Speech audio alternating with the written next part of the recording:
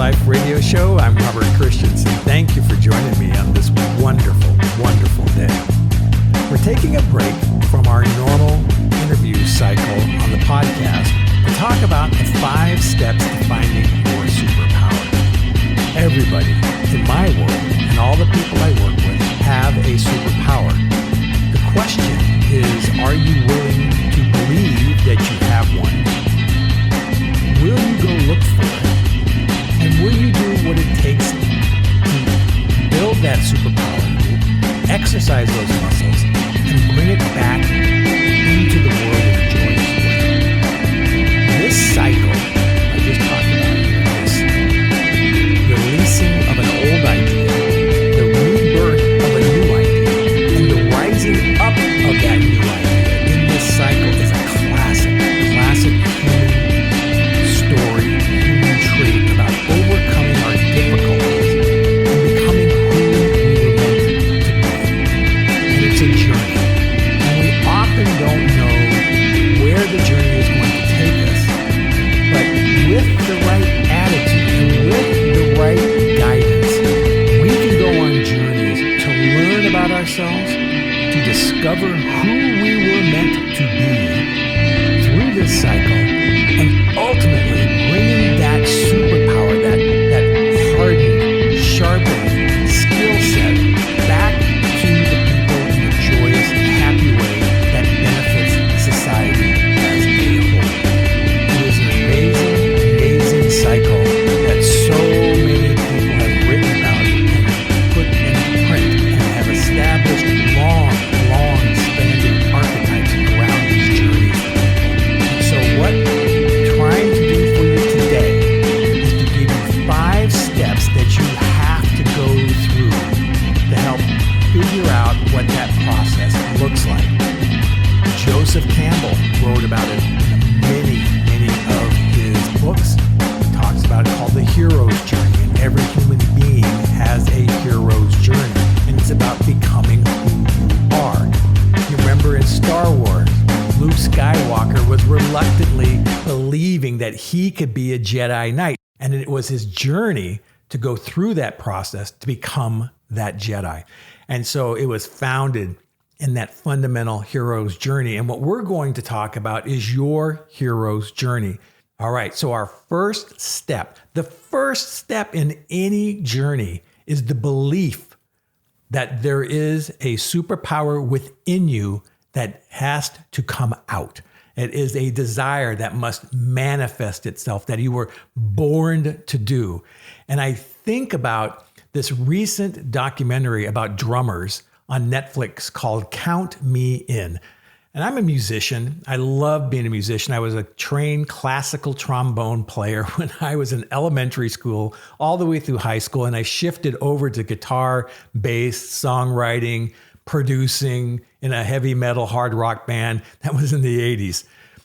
But the drummers were meant to be drummers. Anybody who sat behind a kit and took 2 sticks and pounded on skins, you had a calling, and it was visceral. It was construction and deconstructions of rhythms. And the documentary was about these people who knew that that's all they wanted to be. If they got the chance to play in a band, to make money as a drummer would be the all-time life dream. And it's a great story about people who believed in what it is that they wanted to do. Now, you may not believe that you have this passion or this skill or the desire to go after something that these people seem to be born with. What I'm here to say and to recognize that I have yet to run into one person who didn't have a passion for something. And that passion for something, whether it be business or family or helping people or building out a nonprofit or being an artist or a musician or somebody who works with wood, you name it, there is a niche and there is a skill that you are meant for. Now, do not get confused that this has to be the one that makes you money. It could be, but it doesn't have to. So you need to free yourself of the desire to get rich doing your passion. I know that my passion, my thing that I believe I am the best at, I'm doing at this very moment. And that is helping people in what I have learned through my years of making mistakes and learning and bringing it back to the people, because I've learned so much about what to do and what not to do in life. And if I can share that with you, I feel wonderful. It makes my day job wonderful because I feel like I'm contributing back to society. So I believe that my superpower is helping people achieve their goals. That is my superpower. I really believe I'm good at that. I think I'm excellent at it. And when I work with people and I coach them and I take them through that process and they just blow up and I go, there it is again. And I love that front row seat. So I believe I have that skill. I believe I have a high enough self-worth to step into a skill. And I believe that it is the one thing that I was built to be put on this earth to do. And that was to elevate the self-worth and the ability of somebody to find what it is that they meant to do in life and to go to the next level. So I have that belief. Do you have that belief? If you do not have that belief, you have a worthiness problem. There is a worthiness problem inside you that says, I'm not worthy of having any special ability at all. Think about that. You are a unique human being. Nobody ever has existed like you in the past, and nobody will ever exist like you in the future. The universe loves novelty. It doesn't create the same thing twice, ever. You are unique, unique, unique, which means you have a unique set of skills, which means you have a unique set of views. You have a unique set of ideas. Only you thinks like you, looks like you, has a DNA set up like you, only you. So get off your high horse that you think that you're not special. You are supremely special. There's only one of you. Okay, that means there's something inside of you that's unique and that you have to believe you were put here for a purpose, not to exist and to fade out and go boop, and you're gone. That I don't believe. If you believe that, shut the podcast off. We're done. Okay, but if you have even the smallest gem of belief, you can do this. Even the smallest gem that you are unique. Okay, that's number one. That is belief. We got to have belief. Number two, in the 5 steps to finding your superpower, is to seek. You got to go looking. It is not so much in the finding, but the seeking that you discover, that you learn, that you find out what's going on. You may not even know what you're looking for, but you go try things on.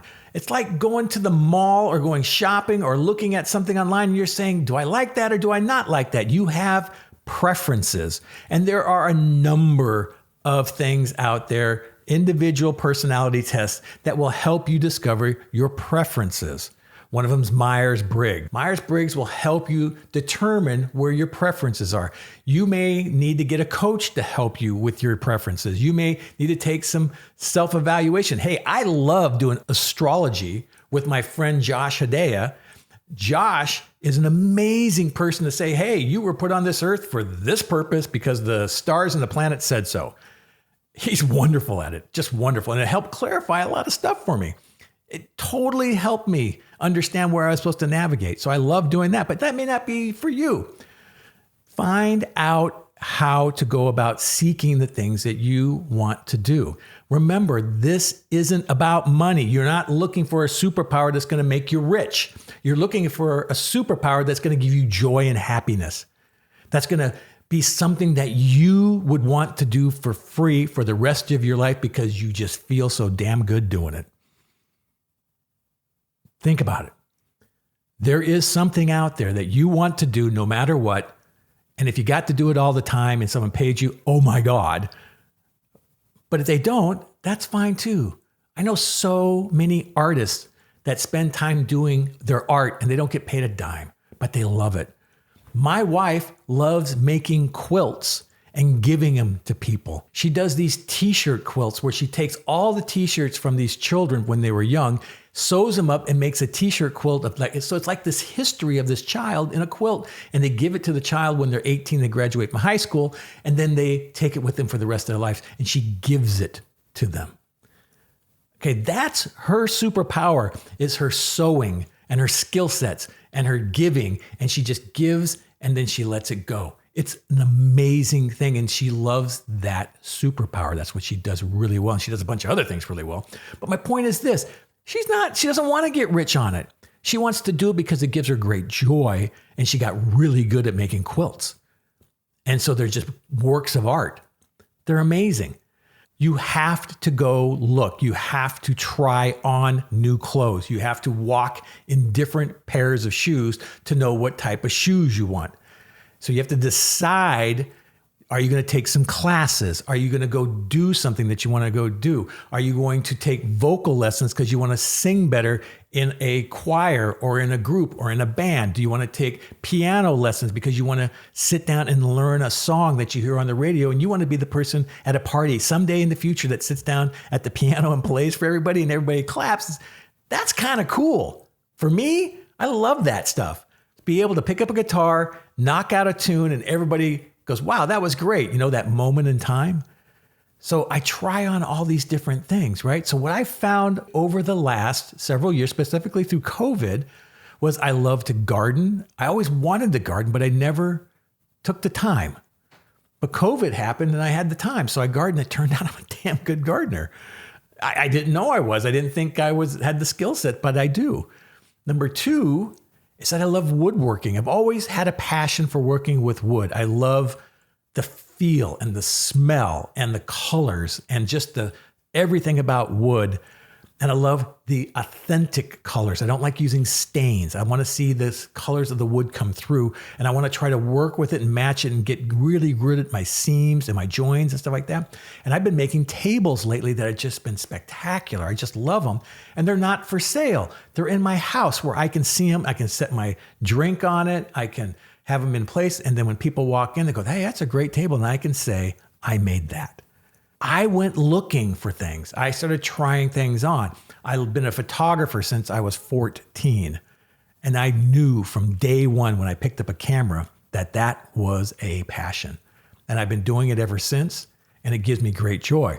I had to try on a bunch of stuff. What are yours? That's number two. And that is to seek.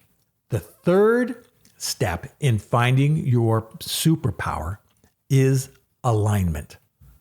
Alignment. You have to align to the thing that gives you joy. What do I mean by alignment? You have to fall into it. You have to find it first. Once you find something, you have to move your thinking into alignment with it, meaning that I can be good at this. I can have skills at this. I have to teach my brain that it's okay to spend time with this, that I have a belief system that, yes, I am very good at working with other people to help them succeed, and that I'm worthy of stepping into that cycle. And oh, by the way, if it can make me money, I'm worthy of charging for my products and services for something that I feel very, very good at. I am aligning myself with becoming that belief. This is really important. Not only do you have to have the gem of belief at the beginning, when you find something that's bringing you joy, no matter what other people say, alignment has to be the place where you start dropping away what people think about what you do, and you align yourself to it. You may be a person who can only do artwork in your room with the doors closed because you just are not ready to show people your work. I get it. Totally get it. There was a lot of pieces of woodworking that I did. I simply was not going to show anybody. I didn't feel proud of it, but I was aligned that I was going to be a woodworker, that I loved woodworking. How many bad photos did I take initially? I burned so much film. This is back in the film days. I burned so much film. I was very concerned with what other people thought about how much money I was spending in photography. That created a very, very challenging set of alignment issues in me. This is when my worthiness was not that high. And so I would fall back into this shell. And if that's where you are, that's okay. But there's going to come a time where you have to decide that I am worthy of becoming great at whatever it is I decide I want to do. Alignment. Align your thinking to that. You may already know what you want to do for passion projects. You may already know where your skill set is, but you don't feel comfortable stepping into it. This is how most people come to Motive for Life and our teachings. They already have an idea what they're good at and what they want to do. Real estate, working with people, nonprofits, being a dog coach.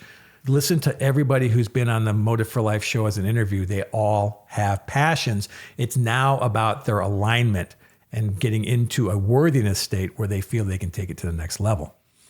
The fourth step in finding your superpower is prioritizing.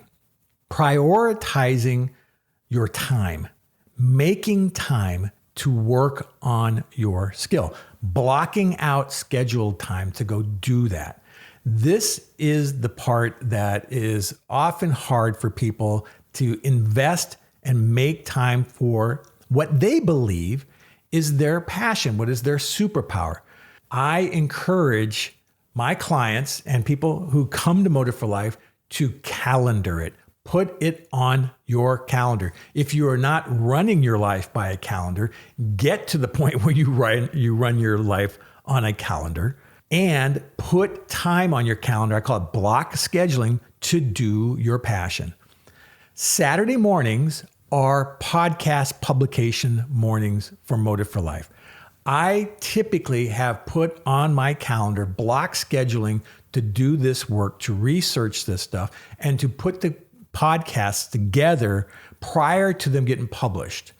This particular one I was very passionate about because I was just ruminating on it and thinking about it and meditating about it on my trip to New York this past week about passion projects while I ran into person after person who was doing what they believed was important for them.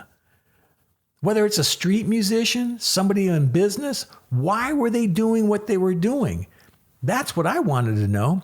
And most of them had side hustles doing things either for no money or for little money because that's where their passion was. I loved it. It was great, but they were carving out time and prioritizing it because it was their one thing that was really giving them joy and energy and passion. Prioritizing is the fourth step to finding your superpower. And the last, fifth step in finding your superpower is going deep, sharpening the blade, practice, and routine. This is the time where you become a master, where becoming an expert in what you do and honing your craft over repetition, time, and work. That's how you get good at something. Now, there are people who are naturally born to do something, but they put in the reps.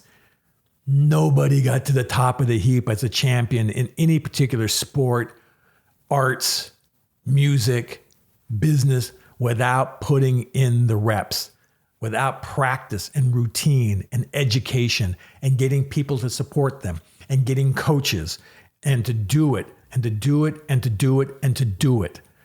Nobody just fell off the truck and suddenly was the master and respected in a space overnight. It just doesn't happen. I'm sure we've heard, but I don't know where. I'm quite certain some comments will come in here, but I don't know where.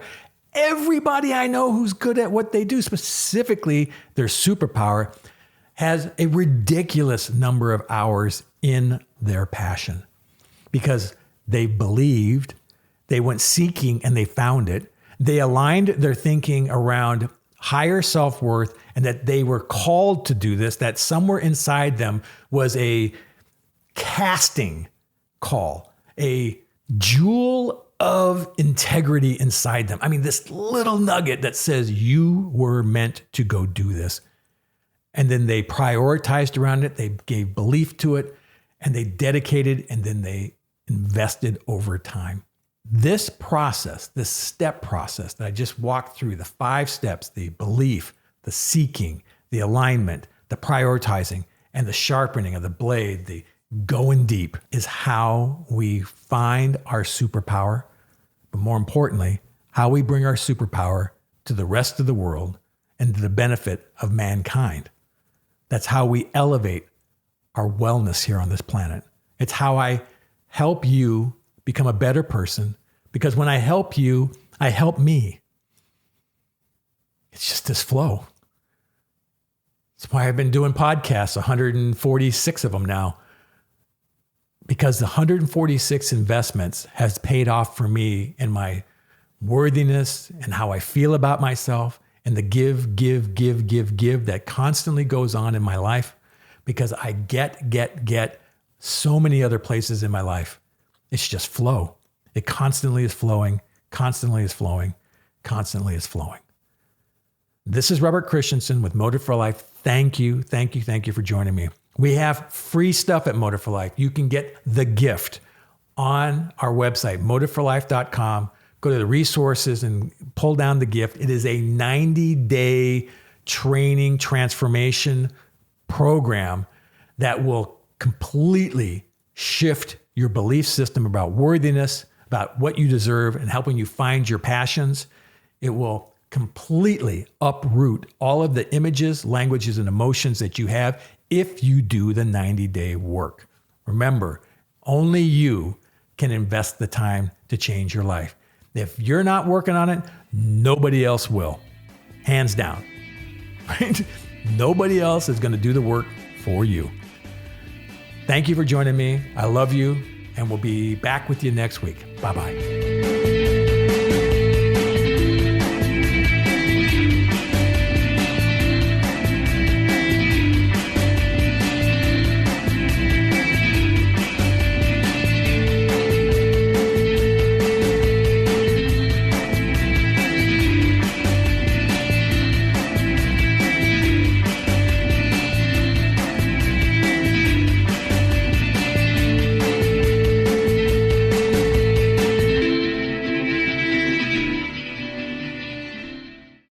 This has been a Motive for Life Productions, all rights reserved.